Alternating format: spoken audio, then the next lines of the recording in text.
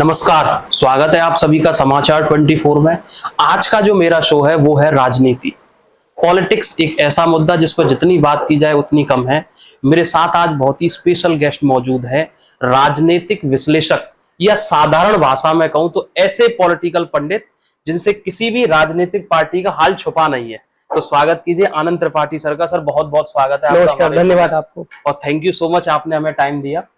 आप बड़ा बिजी रहते हैं, फिर भी टाइम हमें दिया हमारे व्यूअर्स को, उसके लिए थैंक यू सर। आपके सभी दर्शकों को मेरा नमस्कार और शुभकामनाएं। एक्चुअली मैं ना इंडिया पाकिस्तान के वॉर से स्टार्ट करता हूँ। पाकिस्तान की तरफ से हमारी कश्मीर में अटैक हुआ, फिर इंडिया ने कुछ मिसाइल से भी वहां पर अटैक किया, जो 9 ठिकाने थे उनको तबाह कर दिया। उसके बाद ड्रोन अटैक हुआ, फिर उसके बाद में भारत की तरफ से कोई मेजर स्टेप नहीं लिया गया। तो क्या आप इसको भारत सरकार की कमी देखते हैं या हम शांत प्रिय लोग हैं, कुछ उस तरीके से देखते हैं आप? नहीं, आप ऐसा नहीं कह सकते हैं। 9 और 10 की रात में पाकिस्तान के प्रधानमंत्री ने खुद एक्सेप्ट किया है कि उनके हवाई ठिकानों पर भारतीय मिसाइल्स ने अटैक किया। ब्रह्मोस का नाम लिया है उन्होंने। अजरबैजान में हो गए थे, वहां अजरबैजान के राष्ट्रपति थे और तुर्की के राष्ट्रपति थे अर्दोगन, उनके सामने ये बात कही है। तो इसलिए ये नहीं कहा जा सकता कि भारत ने उसके बाद अटैक का जवाब नहीं दिया। हाँ, लेकिन ये सब कुछ अचानक से रुका, इससे लोगों को एक संदेह हो रहा है। और बीच में वो अमेरिकी राष्ट्रपति ट्रंप कूद गए, अमेरिकी उपराष्ट्रपति जीडी वेंस कूद गए और उन्होंने भारत के और पाकिस्तान के बताने से पहले उन्होंने ट्वीट करके अनाउंस किया कि सीज फायर करा दिया हमने। इससे एक भ्रम की स्थिति है, क्योंकि भारत ने अभी किसी भी साफ तौर पर भारतीय विदेश मामलों के प्रवक्ता ने कहा कि प्रधानमंत्री ने कहा, विदेश मंत्री ने कहा कि ये जो ऑपरेशन है वो गोइंग ऑन है, वो अभी रुका नहीं है। तो इसलिए अभी ये कहना कि ये हमारी प्रतिक्रिया नहीं हो पाई या धीमी रही, ऐसा नहीं कहा जा सकता है। चूंकि जिस देश पर अटैक हुआ उस देश का प्रधानमंत्री सार्वजनिक तौर पर दुनिया के 2 बड़े देशों के राष्ट्रपति के सामने ये स्वीकार कर रहा है, तो इसलिए इस पर अब संशय नहीं रहना चाहिए। अच्छा, डोनाल्ड ट्रंप की अभी आपने बात की। एक्चुअली मीडिया को तो पता भी नहीं था। डोनाल्ड ट्रंप ने अचानक से एक ट्वीट किया कि मैंने दोनों देशों के प्रधानमंत्री से बात की है और एक समझौता कराया है। उस ट्वीट के बाद मीडिया को पता चलता है कि ऐसा कुछ होने वाला है और इंडिया के प्रधानमंत्री ने सीज फायर कर भी दिया उस ट्वीट को। अब जो भी उनकी बात रही होंगी, उसके बाद में 8 बजे ही आपको याद होगा पाकिस्तान ने उस सीज फायर का उल्लंघन किया। तो इसको आप कैसे देख रहे हैं कि इंडियन गवर्नमेंट जो है वो डोनाल्ड ट्रंप के प्रेशर के तले दब गई या कुछ और चीजें थी? ऐसा मानना है कि डोनाल्ड ट्रंप और अमेरिकी उपराष्ट्रपति दोनों ने ट्वीट किया करीब शाम को 4:30 बजे के आसपास, जिससे दुनिया को ये पता चला कि ये अब ये जो युद्ध की शक्ल ले रही है ये चीजें रुक जाएंगी। और भारत की तरफ से उसके बाद ये सूचना आई कि पाकिस्तान और भारत के जो मिलिट्री ऑपरेशंस के जो प्रमुख हैं उन लोगों को आपस में बात हुई है और उसके बाद दोनों तरफ से जो आक्रमण है उसे रोकने पर सहमति बनी है। एक चूंकि डोनाल्ड ट्रंप सबसे पहले इस बात को सामने लेके आते हैं, इसलिए ऐसा लग रहा है कि दुनिया में एक मैसेज गया कि डोनाल्ड ट्रंप ने भारत के ऊपर दबाव बना करके इस चीज जो भारत एक के एग्रेशन को रोक दिया गया। लेकिन मेरा ऐसा मानना है कि जब 6-7 की रात में हमने पहली कार्रवाई की थी, जिसमें बहावलपुर और 8 अन्य आतंकी ठिकानों पर हमने मिसाइल अटैक किए थे, उसके बाद साफ किया गया था कि हमारा जो उद्देश्य था वो पूरा हुआ। इसके बाद हम कोई और कार्रवाई आगे नहीं करने वाले हैं। लेकिन यदि पाकिस्तान इस कार्रवाई का रिएक्ट करता है तो हम उसका जरूर जवाब देंगे। तो वही हुआ, पाकिस्तान ने रिएक्ट किया और भारत ने फिर उसका जवाब दिया। अब निश्चित तौर पर दुनिया के कुछ लोग इसमें आए होंगे, वो राजनीति की अंदर की बातें होती हैं, तो क्या बातें, हाँ क्या बातें हुई, वो निश्चित रूप से अभी तुरंत सामने नहीं आएंगी, वो उनमें आने में समय लगेगा। लेकिन उसका प्रभाव ये हुआ कि ये एक जो युद्ध की शक्ल ले रही थी, ये सब कुछ एक बड़े युद्ध की तरफ बढ़ रहे थे हम, उस पर विराम लगा। और मुझे लगता है कि ये इस पूरे क्षेत्र के हित में है बस। अच्छा सर, उस समय पे जब ये युद्ध की स्थिति बनी हुई थी, एक्चुअली आप भी मीडिया से जुड़े हुए विश्लेषक हैं, राजनीतिक विश्लेषक हैं, मैं तो खुद ही मीडिया से हूँ, और कुछ चैनलों की जो भूमिका थी वो शक के दायरे में थी। जैसे मैं उदाहरण से अगर आपको बताऊं, एक वरिष्ठ चैनल था, उसने बोला कि भारत की आर्मी ने रावलपिंडी पर कब्जा कर लिया है। फिर एक और थे, उन्होंने बोला कि लाहौर पे कब्जा कर लिया है।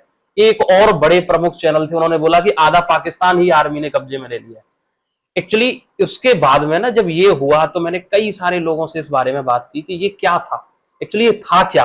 मुझे उस समय समझ नहीं आया कि ये हो क्या रहा है। तो मुझे मेन दो बातें समझ में आई उस समय, जितना भी मैंने पॉलिटिकल लोगों से बात की, आर्मी के कैप्टन थे उनसे भी मैंने एक पॉडकास्ट किया तो उनसे भी मेरी बात हुई। तो उन सबका मानना ये था कि एक वजह तो ये हो सकती है कि हम सामने वाले देश को कंफ्यूज कर रहे हैं। दूसरा एक बड़ा तबका ऐसा था कि उसका कहना था कि मीडिया ने ये बेवकूफी की है, ये फेक न्यूज उस तरीके से नहीं दिखानी चाहिए।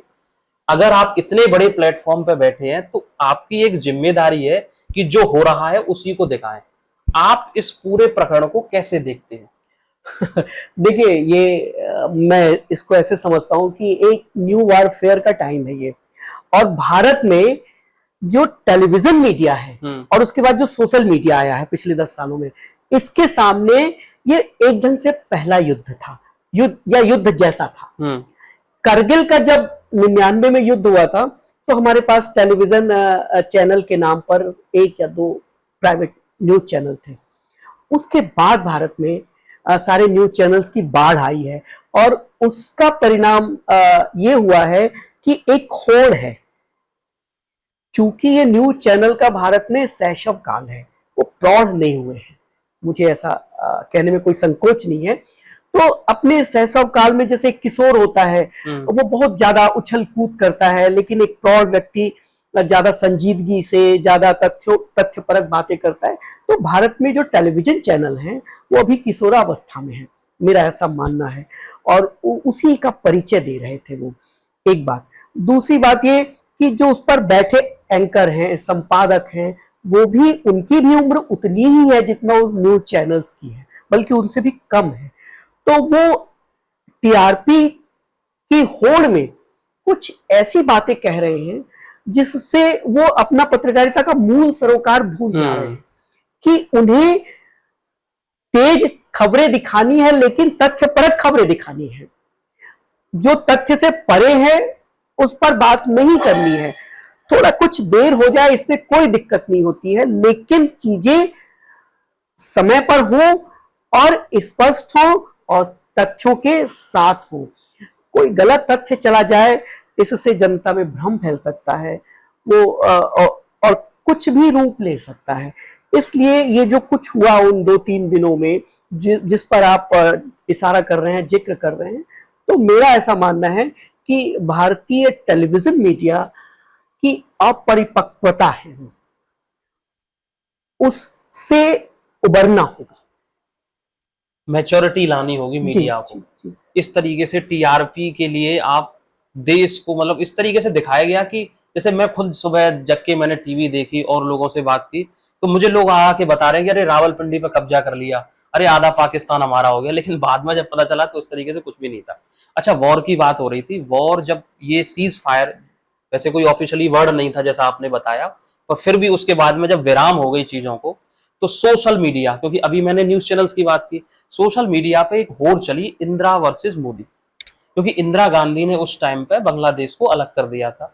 तो ज्यादातर लोगों ने इस तरीके से ट्वीट करना शुरू किया, पोस्ट करना शुरू किया कि अगर इंदिरा जी होती तो शायद बलूचिस्तान आज आजाद हो गया होता, या पाकिस्तान से अलग हो गया होता, या जो पीओके है वो हमारे पास में होता।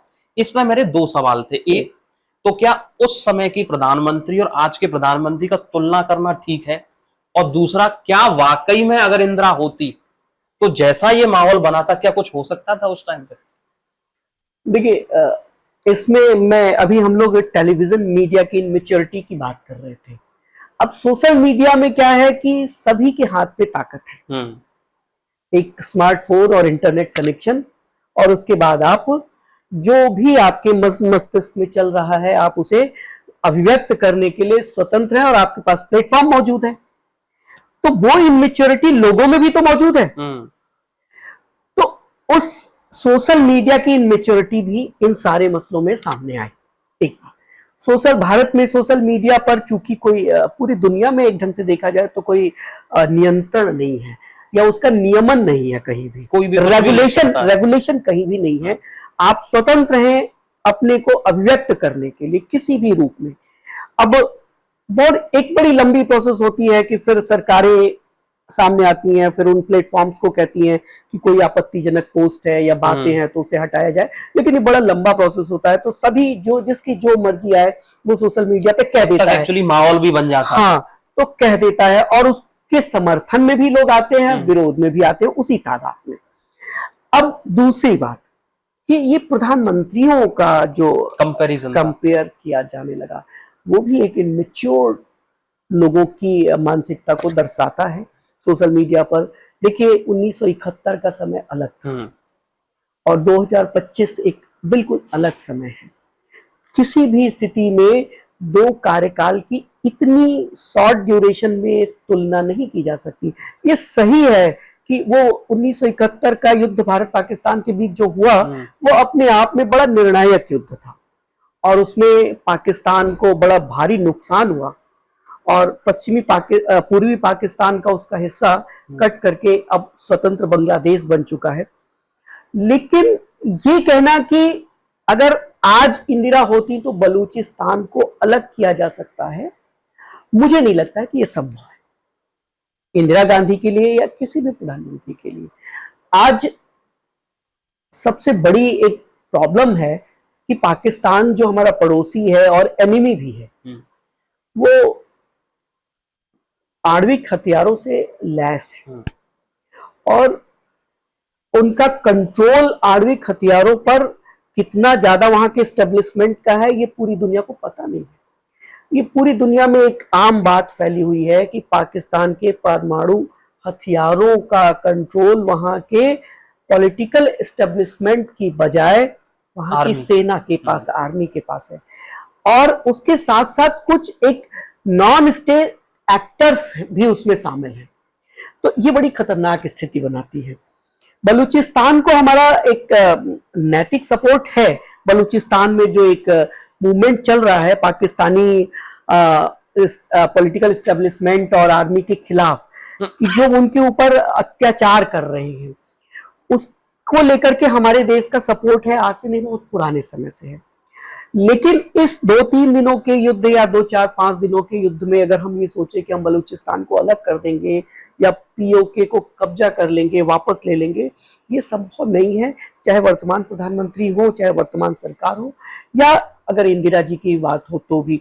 आप याद करिए कि अगर इंदिरा जी की बात की जा रही है तो ये देश में एक एस्टैब्लिश फैक्ट है कि उस दौर के फील्ड मार्शल सैम मानेकशॉ ने मार्च में जब इंदिरा जी ने कहा कि आप आक्रमण करिए, अब बहुत हद से बाहर की स्थितियां गुजर रही हैं, तो मानेकशॉ ने कहा नहीं, हमें तैयारी के लिए समय चाहिए और अभी हम हारने के लिए युद्ध नहीं करने जाएंगे।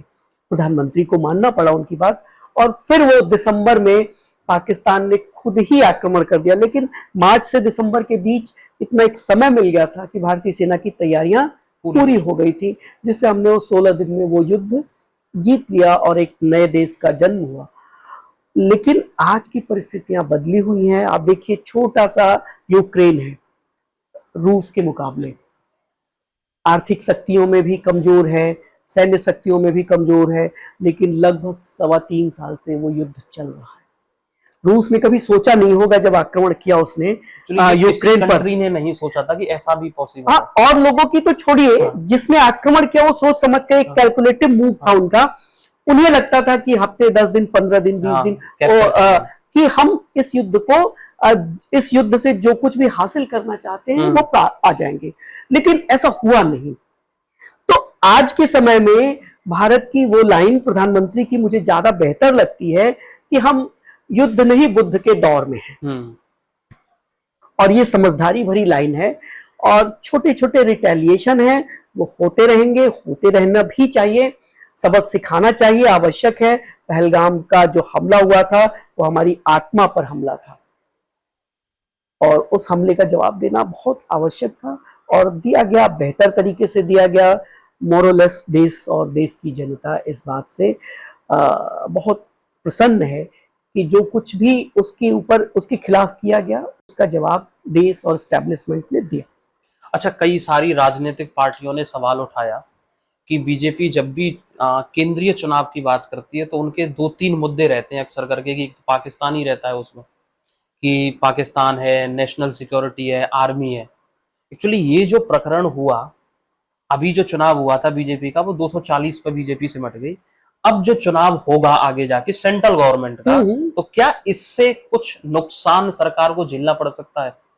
मुझे तो नहीं लगता, क्योंकि देश में ये माहौल है कि हम अपने जो गोल थे उसे अचीव कर लिया। देखिए, देश की जनता बड़ी भोली भाली होती है, उसे बहुत ज्यादा राजनीतिक तिकड़मों का पता नहीं होता और वो उसके सामने भी नहीं आते हैं। और इसलिए एक माहौल है कि हमने युद्ध जीता, जो कुछ भी हुआ उसमें हम विजयी के तौर पर हैं और हमने अपने एनिमी कंट्रीज का ज्यादा नुकसान किया है। और इसलिए माहौल सरकार और सेना के पक्ष में है। चूंकि अभी हाल फिलहाल कोई बड़ा चुनाव नहीं होने वाला है, अगले कुछ दिनों बाद 3-4-5 महीने बाद बिहार में एक चुनाव हो सकता है, वो शेड्यूल्ड है, वो चुनाव है। तो वहां तक इस ऑपरेशन सिंदूर की धमक जाएगी नहीं जाएगी, क्या बिहार में ये मुद्दा ऑपरेशन सिंदूर का मुद्दा उठेगा, लोगों को प्रभावित करेगा, ये अभी जब चुनाव की गतिविधियां शुरू होंगी तब समझ में आएगा। अभी के लिए हम ये कह सकते हैं कि निश्चित तौर पर एक सामान्य समझ और एक भाव तो है, वो पूरे देश में है, तो चूंकि वो बिहार में भी होगी, कि हमने आतंकवादी कृत्यों का बदला लिया। जो हमारे 26-27 लोग मारे गए, निर्दोष थे, मारे गए। और सबसे बड़ी बात, ये पहली बार हुआ इस देश में और कश्मीर के आतंकवाद के इतिहास में पहली बार इस तरह से हुआ कि लोगों से उनका धर्म पूछ करके गोली मारी गई। ये इससे बहुत रोष था देश में, और महिलाओं के सामने उनके पुरुषों को मारा गया, उनके पतियों को मारा गया। तो सरकार ने एक, मुझे लगता है कि एक कार्रवाई की है। अब उस पर सवाल उठ सकता है कि वो उचित रही, कि कुछ कम उचित रही, या पूर्ण रूपेण उचित थी, या वो सारे गोल हमने प्राप्त कर लिए, या कुछ छूट गए, हमारा कितना नुकसान हुआ, हम दुश्मन का कितना नुकसान कर पाए, ये क्वेश्चंस हैं। लेकिन मुझे लगता है कि आम जनमानस इन क्वेश्चंस की तरफ ध्यान न दे करके इस बात पर प्रसन्न है कि देश ने अपना बदला ले लिया। अच्छा, नेशनल सिक्योरिटी से हटके मैं कोर पॉलिटिक्स पे आता हूँ। राहुल गांधी कई सालों से मेहनत कर रहे हैं, रैलियां कर रहे हैं, पैदल यात्रा कर रहे हैं। क्या भविष्य है उनका? 2029 में जो चुनाव होंगे, क्या ऐसा लगता है कि राहुल गांधी जो है बीजेपी को बीट कर पाएंगे, प्रधानमंत्री की तरफ बढ़ पाएंगे? देखिए, राहुल के व्यक्तिगत भविष्य की बात करने की बजाय कांग्रेस के भविष्य की बात, राहुल का भविष्य, हाँ, मैं एक्चुअली ये चाहता हूँ कि कांग्रेस में मैं बाद में आऊं, पहले इंडिविजुअल राहुल गांधी की बात करूं, क्योंकि उनके पास भी ज्यादा समय नहीं है। अगर इतना लंबा विपक्ष में वो बैठेंगे तो फिर कांग्रेस को भी सोचना पड़ेगा कि यार कोई और चेहरा लाना पड़ेगा। तो पहले मैं राहुल गांधी की बात करना चाहता हूं। कांग्रेस को ये पहले सोच लेना चाहिए था। आप जो कह रहे हैं कि किसी और को सामने लाया जाए, वो कांग्रेस को पहले सोच लेना चाहिए था। राहुल की बात करें तो देखिए, राहुल एक मैं बड़े क्षोभ और मतलब दुख के साथ कहता हूं कि एक नॉन सीरियस पॉलिटिशियंस है। जो उन्होंने अब तक देश में मुद्दे उठाए, आज की डेट में वो लीडर ऑफ अपोजिशन है, और एक लीडर ऑफ अपोजिशन से जिस भी व्यवहार की उम्मीद की करता है देश या देश की राजनीति, निश्चित तौर पर राहुल गांधी उस पर खरे नहीं उतर रहे हैं। ठीक है, राहुल गांधी सवाल उठाएं, सवालों से देश नहीं घबराता है, सरकारें, वो तो विपक्ष का काम भी है, काम है, उनको उठाना भी चाहिए, लेकिन सवाल कौन से हो, ये बड़ा महत्वपूर्ण मुद्दा है। और राहुल कांग्रेस का भी एजेंडा सेट कर रहे हैं और अपना स्वयं का तो एजेंडा उनको सेट करने का अधिकार है ही है। तो और फिर कांग्रेस पिट रही है, तो ये माना जाने में क्या संकोच है कि राहुल स्वयं पिट रहे हैं और कांग्रेस को भी पिटने के लिए मजबूर कर रहे हैं। आप देखिए, 2014 में राहुल कांग्रेस के उपाध्यक्ष थे, चुनाव हुआ, उनकी सरकार चल रही थी कांग्रेस पार्टी की पिछले 10 वर्षों से, और कभी कभी ऐसा लगा, आपको ध्यान हो, कि राहुल अपनी ही सरकार के बरक्स खड़े हैं। उन्होंने अपनी ही पार्टी की सरकार के मंत्रिमंडल का एक निर्णय सार्वजनिक रूप से फाड़ा, याद है मुझे। तो ये दर्शाता है कि उनका विश्वास नहीं है प्रक्रियाओं में। लोकतंत्र की जो प्रक्रियाएं हैं, सरकार संचालन की जो प्रक्रियाएं हैं, उसमें उनका विश्वास नहीं है। कैबिनेट का डिसीजन कोई आम कागज नहीं होता है, वो बहुत ही महत्वपूर्ण, देश और सरकार के लिए बहुत महत्वपूर्ण कागज होता है, उसकी बड़ी अहमियत होती है, और उसे वो ले आकर के फाड़ देते हैं। और यहीं तक बात रुक जाती तो समझिए, जिस लालू प्रसाद को राजनीति में बनाए रखने के लिए कांग्रेस वो कैबिनेट में वो प्रस्ताव लेकर के आई थी, उसी लालू प्रसाद से गलबैया करते हैं राहुल गांधी जाकर के। अब आप देखिए कि वो कितना अपने ही निर्णयों के बरक्स खड़े हो जाते हैं। अगर उन्हें उस कैबिनेट के डिसीजन से ऐतराज था, तो अपनी सरकार को, अपने प्रधानमंत्री को असहज करने की बजाय उनसे बात करते। आप कांग्रेस के उपाध्यक्ष हैं, आप और आपकी माताजी अध्यक्ष हैं, ये दोनों मिल करके आप बात कर सकते थे और वो डिसीजन वापस हो सकता था। लेकिन प्रधानमंत्री, ध्यान करिए, विदेश में थे और राहुल गांधी उनके कैबिनेट के डिसीजन को यहां फाड़ रहे हैं। आगे आइए, लोकसभा में उनका व्यवहार देखिए, प्रधानमंत्री के गले पड़ जाते हैं जाकर के। गले लगना नहीं कह रहा हूं मैं, गले पड़ जाना कह रहा हूं। गले लगने और गले पड़ जाने में बड़ा फर्क होता है। प्रधानमंत्री की सुरक्षा से कितना बड़ा खिलवाड़ वो करते हैं, जबकि वो भुक्तभोगी हैं। उनके परिवार में सुरक्षा में चूक की वजह से 2 बड़ी हत्याएं हो चुकी हैं और वो प्रधानमंत्री की सुरक्षा में चूक कर रहे हैं। तो आप समझिए कि ये उनके सीरियसनेस को क्या कहा जाए। वो सीधा उन्होंने यात्राएं की, बहुत लंबी चौड़ी देश भर की यात्राएं की, 20 किलोमीटर रोज चले, लगभग 2000 किलोमीटर से ऊपर की यात्रा की। बड़ी अच्छी बात है, इस देश में यात्राओं का बड़ा महत्व रहा है। दांडी यात्रा सर्वविदित है, गांधी ने अंग्रेजों को हिला दिया। फिर एक और प्रधानमंत्री हुए चंद्रशेखर जी, उन्होंने भारत यात्रा की, वो भी बड़ी महत्वपूर्ण रही। जयप्रकाश नारायण की यात्रा है, वो भी बड़ी महत्वपूर्ण रही। लेकिन इनकी यात्रा से वो माहौल जो बनना चाहिए था, उनको जो फायदा होना चाहिए, उन यात्राओं में उन्होंने जो बातें कही, उससे वो विवादों में फंस गए। महाराष्ट्र में है और सावरकर के खिलाफ बोल रहे हैं, और तब बोल रहे हैं जब सावरकर को देवतुल्य मानने वाली एक पार्टी इनके गठबंधन में शामिल है, शिवसेना, उद्धव गुट, और उद्धव गुट ने उनके खिलाफ महाराष्ट्र में मोर्चा खोल दिया। अब जिस महाराष्ट्र में आप पदयात्रा कर रहे हैं, वहां जन समर्थन के लिए गए हैं, उसी महाराष्ट्र में जाकर के सावरकर, जो शिवाजी के बाद महाराष्ट्र में सबसे ज्यादा पसंद किए जाने वाले लोगों में से हैं, उनके खिलाफ आप मोर्चा खोल देते हैं। तो ये आपकी राजनीतिक सूझबूझ पर प्रश्न चिन्ह खड़ा करता है। आप उस केरल में उस पादरी से मिलते हैं जिस पादरी ने ये कहा कि इस देश की धरती इतनी अपवित्र है कि मेरे पैर इससे टच ना हो, इसलिए मैं हमेशा जूते पहन के निकलता हूं। अब आप देखिए, गायकी इस देश में कितनी प्रतिष्ठा है, लोग मां तुल्य मानते हैं, और आप ऐसे के साथ अपनी यात्रा की शुरुआत केरल में कर रहे हैं। आप उन लोगों के साथ खड़े हुए जिन्होंने बीफ पार्टी की, गोवंश काट करके सड़कों पर उसको पकाया और खाया, चैलेंज किया। आप ऐसे लोगों से मिलते हैं उस यात्रा में, तो आप क्या दर्शाना चाहते हैं?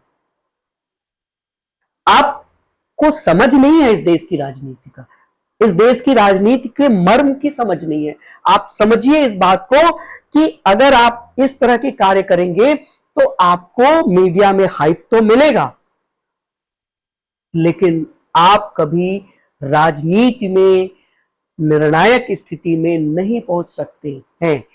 कांग्रेस को बहुत गंभीरता के साथ ये सोचना पड़ेगा कि वो गांधी परिवार के करिश्मे से स्वयं को बाहर लेकर के आए और फिर से इस देश में अपने आप को खड़ा करे। बहुत सारे लोग हैं, अभी देखिए ऑपरेशन सिंदूर के बाद सरकार ने एक बहुत ही सामान्य ढंग से पार्टियों से कहा कि आप अपने कुछ सांसदों के नाम दे दीजिए, हम उनको विदेशों में डेलीगेशन बना करके भेजेंगे जिससे वो भारत का पक्ष रख सकें। कांग्रेस ने कुछ नाम दिए, सरकार ने उसमें से कुछ सेलेक्ट किए और कुछ रिजेक्ट करके कुछ नए नाम तय कर लिए। कांग्रेस पार्टी ने इसका वितंडाव किया, राहुल गांधी ने इसका वितंडाव किया, खड़ा किया इस पर। क्या देश की सरकार को अपनी संसद में से स्वयं सांसदों को चुन करके देश का पक्ष रखने के लिए विदेश भेजने का अधिकार नहीं है? राहुल कांग्रेस पार्टी के किसी कार्यकर्ता को सरकार ने नहीं भेजा, सांसद को भेजा है। जनता के प्रतिनिधि हैं, वो संसद के सदस्य हैं, चाहे वो राज्यसभा के हो चाहे लोकसभा के हो। इस बात के लिए सरकार को कंपेल नहीं किया जा सकता है कि वो पार्टी से पूछ करके भेजे। राहुल गांधी इस बात पर और पूरी कांग्रेस उनके साथ इस बात पर अडामेंट थी कि उन्होंने हमसे पूछा और दूसरे को भेज दिया। वो उनको नहीं भेजना चाहिए। क्यों नहीं भेजना चाहिए? वो आदमी सरकार ने भेजा जो अंतरराष्ट्रीय मामलों में, विदेश मामलों में बहुत निपुण है, दिनों से काम करने वाला है। वो यूनाइटेड नेशन में महासचिव का चुनाव लड़ चुके हैं।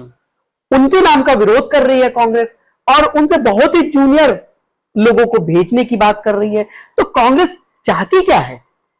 तो ये राहुल के निर्णय पर लोगों का जो एक कि ये इमेच्योर बातें करते हैं, राजनीतिक समझ की कमी है और पार्टी को एक प्राइवेट कंपनी की तरह चलाना चाहते हैं, वो दर्शाता है। भारत में कोई भी पार्टी ऐसे नहीं चलती है। जितनी भी आप परिवारवादी पार्टियां देखें, उनका भविष्य कुछ दूरी तक तो, कुछ हिस्से तक तो ठीक चलता है, लेकिन पूरे देश में नहीं हो पाता। वो कांग्रेस थी, अब वो कांग्रेस में भी, चूंकि कांग्रेस कभी नेहरू, लाल बहादुर शास्त्री, इंदिरा, उसके बाद राजीव के समय की कांग्रेस थी, उसने किया। लेकिन सोनिया के हाथ में जब से कांग्रेस आई, तब से कांग्रेस प्राइवेट लिमिटेड की तरह बनती चली जा रही है और राहुल उसे बहुत आगे बढ़ा रहे हैं। सोनिया गांधी 20 साल कांग्रेस की प्रेसिडेंट रही, बहुत लंबा, आज तक कोई नहीं रहा। लेकिन सोनिया के डिसीजन फिर भी उतने आलोचना के केंद्र में नहीं आए जितने राहुल के डिसीजन आए आलोचना के केंद्र में। उसका कारण है कि राहुल की जो भी राजनीतिक गुरु हैं, वो सब भारत और भारतीय अस्मिता की सोच के बाहर के लोग हैं। अच्छा, कांग्रेस का मैं कंपैरिजन क्या महाभारत के धृतराष्ट्र के साथ कर सकता हूँ? जैसे वहां पुत्र मोह चलता था और उसी चक्कर में धृतराष्ट्र ने पूरा साम्राज्य खत्म कर लिया। आज कांग्रेस भी उसी कगार पे खड़ी हुई है कि कोई भविष्य है या नहीं, सिर्फ पुत्र मोह की वजह से। कांग्रेस को नहीं कहिए, आप सोनिया गांधी को कहिए। अगर पुत्र मोह में कोई बहुत ज्यादा इन्वॉल्व है, एक्चुअली कांग्रेस चलती भी नहीं, 2-3 चेहरों में ही है पूरी। हाँ, ये दुख है कांग्रेस का, ये एक शोक काल है एक ढंग से देखिए तो सोनिया जी को देखना चाहिए कि उनको पुत्र मोह में वो पूरी पार्टी को कैसे लोगों से दूर लेकर के जा रही है। वो स्वयं और राहुल को स्टैब्लिश करने के बहुत सारे मौके उन्होंने दिए, कुछ दिन स्वयं की छत्र छाया में स्टैब्लिश होने दिया, मगर मुझे लगता है कि वो चीजें संभव नहीं है। आप धृतराष्ट्र की बात कर रहे हैं, हो सकता है कि कभी ऐसी भी स्थिति आए कि कांग्रेस का समूल नाश हो जाए।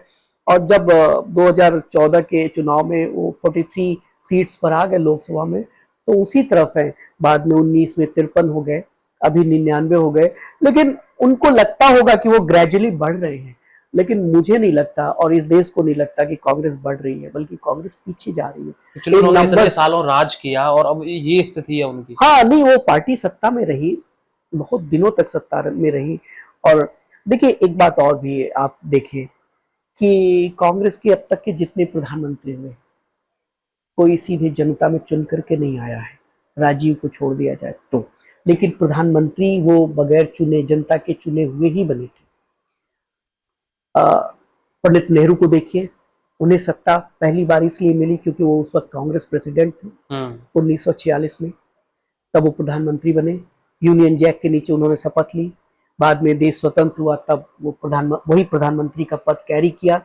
फिर उन्होंने 1951 में जब पहला चुनाव हुआ तब जीते, यानी पहला चुनाव जीतने से 5 साल पूर्व वो प्रधानमंत्री थे। इंदिरा जी, लाल बहादुर शास्त्री जी के अचानक देहावसान के बाद चुन ली गई, चुनाव को फेस किए बगैर बाद में चुनाव हुआ, तब वो चुनी गई। तो प्रधानमंत्री पहले बनी, चुनाव बाद में आई। राजीव के साथ भी यही हुआ, इंदिरा गांधी की सैड डिमाइस के बाद राजीव को प्रधानमंत्री बनाया गया। जबकि आप देखिए कि कांग्रेस में परिवारवाद कितना गहरी जड़ में है कि उस दौर में राजीव गांधी एक कांग्रेस के महासचिव भर थे और संसद में लोकसभा के सदस्य थे। कांग्रेस में उनकी कोई बहुत बड़ी अहमियत हो ऐसा नहीं है। कार्यकारी अध्यक्ष थे पंडित कमलापत त्रिपाठी और कांग्रेस के सबसे सीनियर मिनिस्टर थे भूतपूर्व राष्ट्रपति स्वर्गीय प्रणब मुखर्जी। राजीव ने पूछा भी कि क्या परंपरा रही है, कौन बनता है ऐसे में, तो प्रणब मुखर्जी ने कहा, उन्होंने अपनी किताब में लिखा है कि मैंने कहा कि जो सबसे सीनियर कैबिनेट मिनिस्टर होता है उसको पद दिया जाता है। तो राजीव ने इसे अपने खिलाफ प्रणब मुखर्जी की साजिश समझी और बाद में प्रणब मुखर्जी को कांग्रेस पार्टी से निकाल दिया गया। 1991-92 में जब नरसिंहा राव प्रधानमंत्री बने तब उन्हें वापस वो पार्टी में लेकर के आए थे।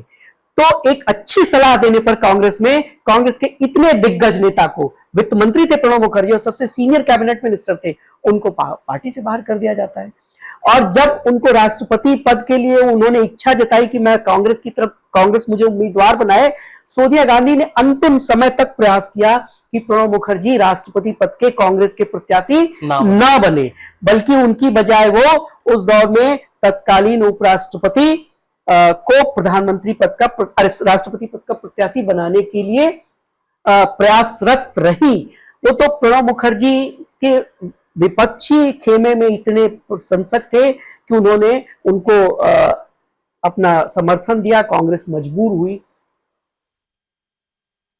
अच्छा, क्या कांग्रेस, आपको क्या लगता है कि कांग्रेस में कोई ऐसा चेहरा है जो कांग्रेस को ट्रैक पे ला सकता है? कोई ऐसा चेहरा?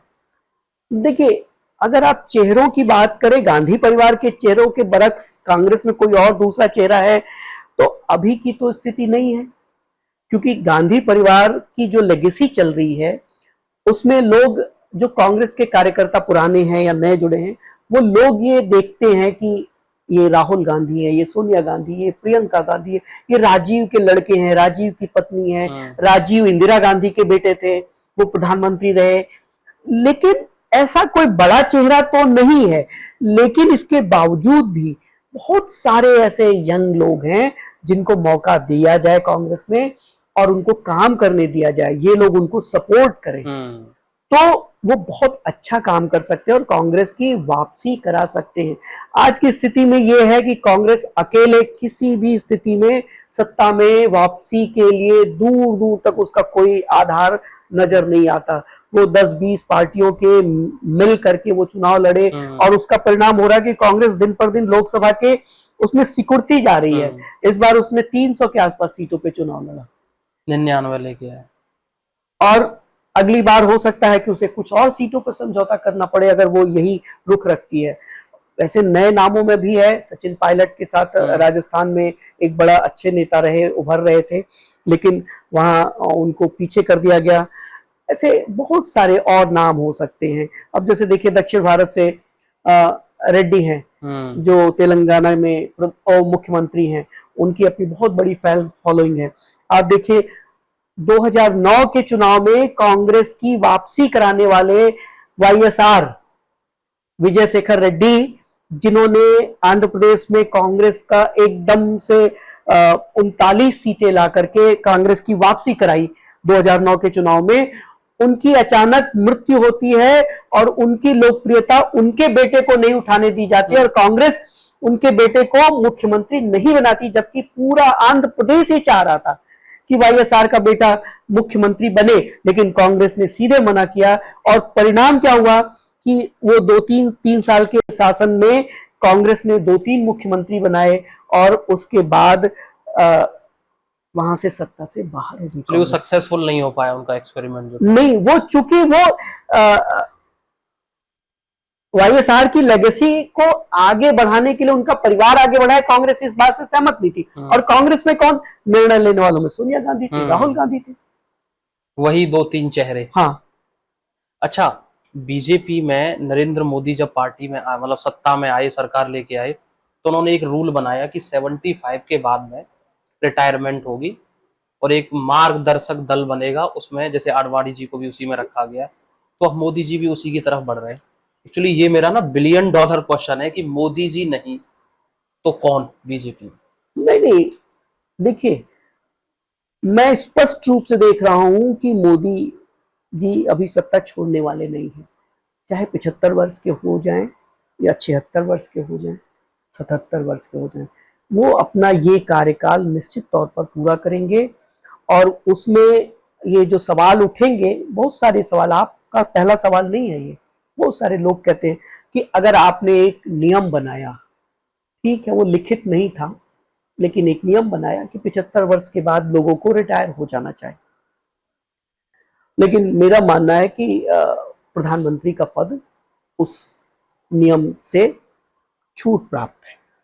अच्छा, वो ठीक है, लेकिन 29 में चुनाव होंगे, तो तब भी आगे वाले सेशन में मोदी जी ही होंगे? अभी तक तो उनके मुझे ऐसा लगता है, प्रतीत होता है कि इस सरकार के नेतृत्व में ही वो चुनाव लड़ा जाएगा। अच्छा, मुझे 2 चेहरे बताइए कि अगर मोदी नहीं तो कौन 2 चेहरे? 2 की नहीं, बहुत सारी की गुंजाइश है। आप मुझे 5 बता दीजिए। देखिए, देश में भाजपा में आज की स्थिति में लोकप्रियता में उत्तर प्रदेश के मुख्यमंत्री योगी आदित्यनाथ का कोई जोड़ नहीं है। प्रधानमंत्री नरेंद्र मोदी के बाद वो भाजपा के सबसे ज्यादा वोटरों को आकर्षित करने वाले नेता हैं। देश भर के सभी राज्यों के चुनाव में उनकी डिमांड हो रही है। दूसरा, गृह मंत्री अमित शाह हैं, जिनकी कार्यशैली और कार्य क्षमता से अब देश वाकिफ है, बड़ी मेहनत करते हैं। उनके कुछ निर्णय से देश में लोग संतुष्ट नहीं होंगे, ये स्वाभाविक बात है, लेकिन भाजपा में उनका कद है, ऐसा कद है कि वो प्रधानमंत्री मोदी के सक्सेसर्स में शामिल हैं। और देखिए, ऐसे और कई नेता हैं जो इसको धारण कर सकते हैं, लेकिन वो अभी खुल करके सामने नहीं आए हैं। ऐसे ही नेताओं में महाराष्ट्र के मुख्यमंत्री हैं इस वक्त देवेंद्र फडणवीस हैं। अच्छा, उनका बड़ा चेहरा है शिवराज सिंह चौहान है। ये लोग, नितिन गडकरी का नाम चलता है क्या? नितिन गडकरी देखिए कभी जन नेता नहीं हुए इस देश में। नितिन गडकरी राष्ट्रीय स्तर पर राष्ट्रीय स्वयंसेवक संघ के वीटो की वजह से भाजपा के अध्यक्ष बने 2009 में, और 2012 में उनका कार्यकाल समाप्त हुआ। तो तब देश ने जाना कि नितिन गडकरी जैसा भी कोई व्यक्ति है भाजपा में। नितिन गडकरी ने अब तक जितने भी मंत्रालयों में काम किया, चाहे वो महाराष्ट्र में पीडब्ल्यूडी मिनिस्टर के तौर पर रहा हो या फिर 2014 से लेकर के अब तक केंद्र में उनके मंत्रालय के काम रहे हों, वो बहुत ही एक्सीलेंट काम कर रहे हैं। लेकिन मेरा, अच्छा, राष्ट्रीय स्वयंसेवक संघ का भी उनको वरद हस्त हासिल है, लेकिन मेरा ऐसा मानना है कि भारत में प्रधानमंत्री अब तक जितने बने उसमें अगर 1-2 लोगों को छोड़ दिया जाए तो सब मास अपील के लोग थे। तो नितिन गडकरी के पास अभी वो मास अपील नहीं है। मास अपील ना होने के बावजूद प्रधानमंत्री बनने वालों में मनमोहन सिंह रहे, आई.के. गुजराल रहे। उसके पहले अगर देखा जाए तो थोड़े बहुत जनता पार्टी के दौर में प्रधानमंत्री बने मोरारजी भाई थे। उनकी मास अपील, इन तीनों की मास अपील वो नहीं थी। इसमें सबसे कमजोर मास अपील के व्यक्ति आई.के. गुजराल रहे और उसके बाद डॉक्टर मनमोहन सिंह थे। हालांकि मुरारजी भाई को हम थोड़ा कह रहे जरूर रहे हैं, लेकिन वो कांग्रेस के बहुत बड़े नेता हुआ करते थे और कांग्रेस में वो अध्यक्ष पद के भी दावेदार हुआ करते थे। लेकिन इंदिरा गांधी और के कामराज से विरोध होने के बाद ये लोग कांग्रेस छोड़ दिए थे। तो इस तरह से ये 3-4 नाम आप ले सकते हैं। वैसे कभी भी जब इस तरह का नेतृत्व है, जो भाजपा नेतृत्व और संघ मिल करके जो डिसीजन ले रहे हैं मुख्यमंत्रियों के बारे में, तो ऐसे लगता है कि कोई नया चेहरा भी आ सकता है जो मोदी का सक्सेसर हो सकता है। अब वो देश को अचंभित करने पे ही तुल जाए तो ठीक बात है। अब देखिए मध्य प्रदेश में मोहन सिंह यादव को लेकर के आए, अचंभित चेहरा बिल्कुल कर देने वाला। राजस्थान में भगवान सिंह शर्मा जी को लेकर के आए, और इसके साथ ही आप देखिए छत्तीसगढ़ में भी लेकर के आए, त्रिपुरा में लेकर के आए, हरियाणा में खट्टर जी आए थे। वहीं से तो शुरुआत होती है सरप्राइज का। फिर सैनी आ गए, सैनी भी सरप्राइज थे, एक पैकेज थे। तो अब अगर कोई प्रधानमंत्री के की बात चलेगी और वहां भी इसी तरह का कुछ निकाला जाए अलग है, नहीं तो जो जन नेता है वो ये 3-4 लोग हैं। अच्छा, मैं यूपी पे आता हूँ। 2027 में अब चुनाव है, तो क्या फिर से रिपीट हो रही है सरकार? देखिए उत्तर प्रदेश में चुनाव के अभी चूंकि 1-1.5-2 वर्ष का लगभग समय बचा हुआ है, बल्कि 2 वर्ष से कुछ 2-3 महीने कम ही रह गए हैं। मार्च 27 में शायद चुनाव होंगे, फरवरी मार्च में। 1 साल बाद ये अंदाजा लगना शुरू होगा कि सरकार के बारे में लोग क्या मत रख रहे हैं, स्पष्ट तौर पर किसको वापस लाना है या नहीं। लेकिन अगर सरकार के कामकाज को देखा जाए तो मैं संतुष्ट हूँ। लॉ एंड ऑर्डर के मसले पर और करप्शंस के मसले पर, जो बड़े कोई करप्शंस नहीं है उत्तर प्रदेश में। लेकिन मैं ये नहीं कह सकता हूं कि जो मंत्री हैं राज्य सरकार के, जो विधायक हैं भाजपा के, वो सब बेहतर काम कर रहे हैं। मैं ऐसा नहीं मानता हूं। बहुत सारे मंत्री मुख्यमंत्री के छाया में अपनी राजनीति चला रहे हैं, या पार्टी की छाया में। उनको जीतने का, अगले चुनाव में उनके जीतने का जो दारोमदार होगा वो पार्टी के सिर आएगा या मुख्यमंत्री के सिर आएगा। ज्यादातर मंत्री ऐसे हैं उत्तर प्रदेश सरकार में जो अपने परफॉर्मेंस में, जो उनको जहां होना चाहिए उससे कम है। जनता में इस बात का संतोष तो है, लेकिन मुख्यमंत्री को लेकर के जनता में इतना संतोष है कि वो उस असंतोष को ओवरकम कर दे रहा है। अभी तक की स्थिति है। अच्छा, मेरा आखिरी सवाल था कि जैसे हमने सेंटर में राहुल गांधी की बात की, अगर हम अपने प्रदेश में बात करें तो अखिलेश यादव है। मैं सपा की बात नहीं करूंगा, पहले सिर्फ इंडिविजुअल अखिलेश यादव की, फिर हम सपा पे आएंगे। अखिलेश यादव को आप कैसा मुख्यमंत्री देखते हैं? क्योंकि लोगों के 2 मत थे, एक तो वही गुंडागिर्दी वाला कि लॉ एंड ऑर्डर नहीं थे, लेकिन एक मत ये भी था कि उन्होंने डेवलपमेंट के बारे में सोचा और काम किया। इंडिविजुअली अखिलेश यादव देखिए एक ऐसे नेता हैं जो कि संभावनाओं से भरे हैं, लेकिन सबसे बड़ी समस्या उनकी क्या है कि उनके पास एक टीम नहीं है। जब वो मुख्यमंत्री थे तो उन्होंने एक टीम बनानी चाहिए, लेकिन उस दौर में उनके पिताजी का हस्तक्षेप रहा उनकी सरकारों में, जिसका परिणाम रहा कि खुल करके परिवार की लड़ाइयां सामने आई। चाचा के साथ में विवाद आप देखें तो उससे अखिलेश ने क्या किया कि अपने एक चाचा को साथ लेकर के एक फ्रंट बना लिया। हालांकि पार्टी तो अखिलेश के साथ पूरी चली गई, लेकिन इसका देश की, प्रदेश के लोगों में एक बड़ा गलत मैसेज गया कि अखिलेश ने अपने उस पिता के साथ टकराव मोल लिया जिसने सजी सजाई कुर्सी अखिलेश को थाली में दी थी।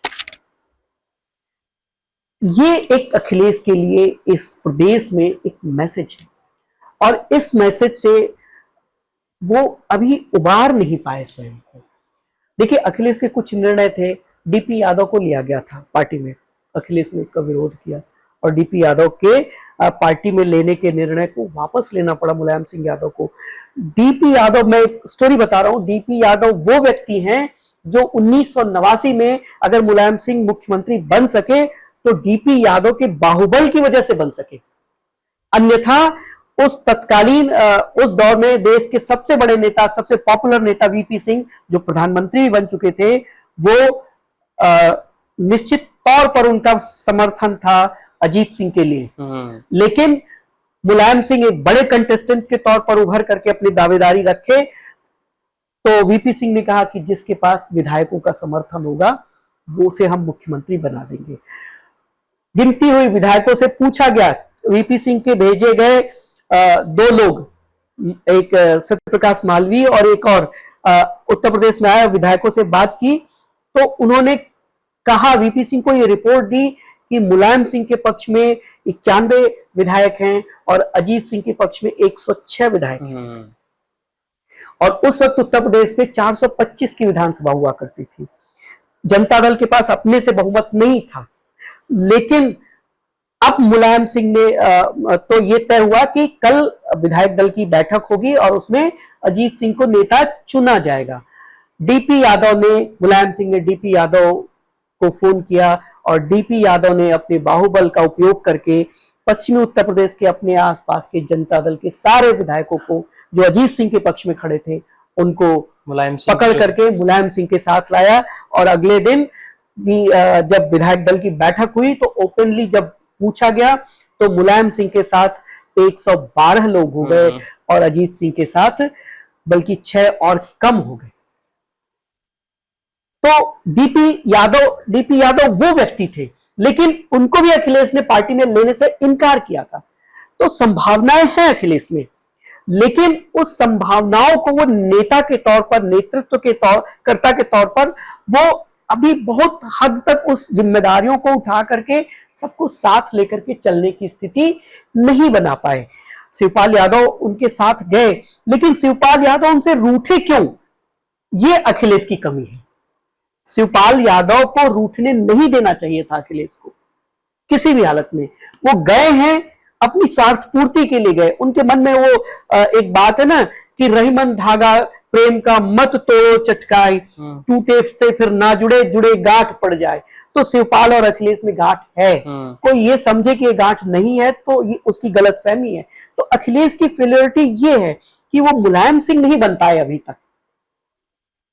जमीनी स्तर के नेता नहीं, जमीनी स्तर के हैं कि वो सबको समेट लें अपनी बाहों में।